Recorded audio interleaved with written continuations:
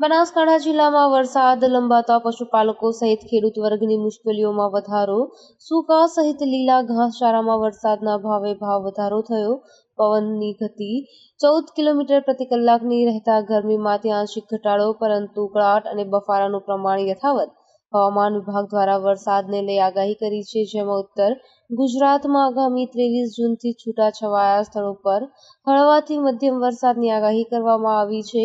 ચોમાસું હજુ પણ દક્ષિણ ગુજરાતમાં જ અટવાયેલ છે, પરંતુ આવનારા 2 દિવસમાં ચોમાસું આગળ વધે તેવી સંભાવના સેવાઈ રહી છે, જેના કારણે ઉત્તર ગુજરાત સહિત બનાસકાંઠા જિલ્લામાં પણ આગામી સમયમાં વરસાદ થવાની શક્યતાઓ જોવાઈ રહી છે.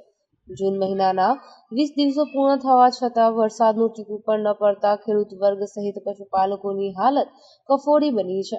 બનાસકાંઠા જિલ્લામાં જૂન મહિનામાં 20 દિવસો પૂર્ણ થયા હોવા છતાં માત્ર દિયોદર સિવાય જિલ્લાના એક પણ વિસ્તારમાં વરસાદનું ટીપું પણ ન પડતા ખેડૂતો અને પશુપાલકોની હાલત કફોડી બની જવા પામી છે. લીલા સહિત સૂકા ઘાસચારામાં પણ ભાવ વધારો થયો છે અને વરસાદના અભાવે હજુ સુધી જિલ્લાના ખેડૂતોએ વાવણી કરવાની રાહ જોઈ બેઠા છે. ત્યારે આગામી સમયમાં સાર્વત્રિક વાવણી લાયક વરસાદ થાય તેવી ખેડૂતો પણ પ્રાર્થના કરી રહ્યા છે.